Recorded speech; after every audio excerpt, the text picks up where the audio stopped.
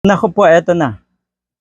Ito ay tungkol sa mga vloggers na alam natin kung anong pambabalahura ang ginawa kay Senator De Lima.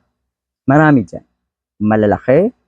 Yung iba ay nagsulputan, lalong dumami ang mga vloggers na kung paano tirahin ng mga malalaking vloggers, si De Lima ay ginaya na rin ng mga baguhan. Lahat po ng yan ay may record ang kampo ni De Lima, ni Senator De Lima, at ready siya.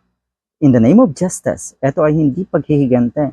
Pero yun nga, ulitin natin, in the name of justice alone. Dahil alam natin, ang pagkakakilala natin kay Senator De Lima ay walang paghihigante. Okay, matatag, matapang, pinatapang lalo sa loob ng kulungan.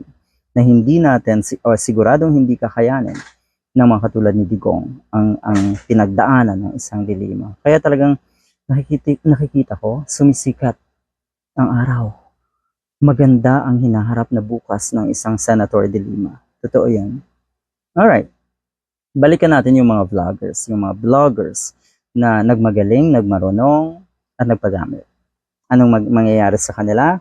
Matindi ha. Siguro ang ilan sa inyo naman ay nakapanood kung paano balahurain yung mga ginawang kademonyuhan na itong mga vloggers na diehard, karamihan, syempre diehard, at syempre yung mga pulahan na rin, matindi nalang balahurain ang buhay ni De Lima na andyan yung sex scandal, kuno na mga peke naman at lahat-lahat pa na hindi talaga katanggap-tanggap. So ulitin natin, in the name of justice, ang gagawin ni De Lima, walang paghihigante.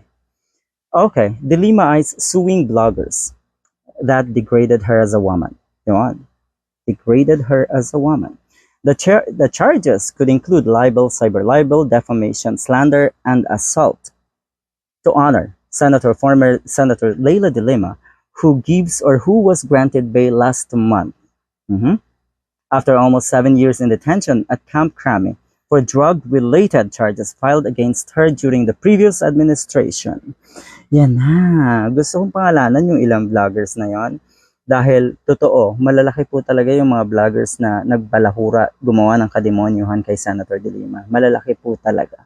At yung ilan nga dyan ay nagsulputan na lang na bagong vloggers, ginaya yung mga malalaki.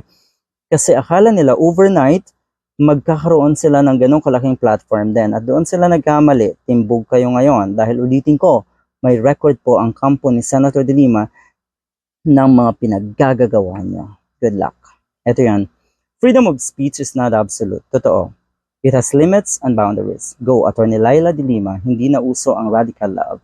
An eye for an eye for those irresponsible bloggers. Ito po ay galing sa isang netizen. Kaya good luck talaga.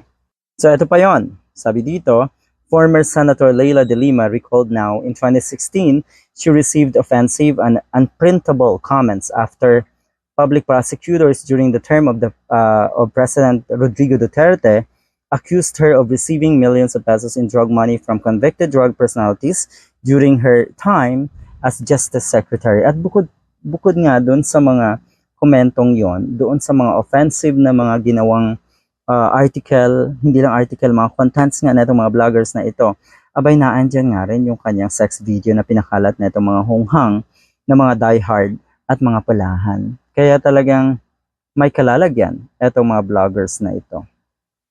Good luck.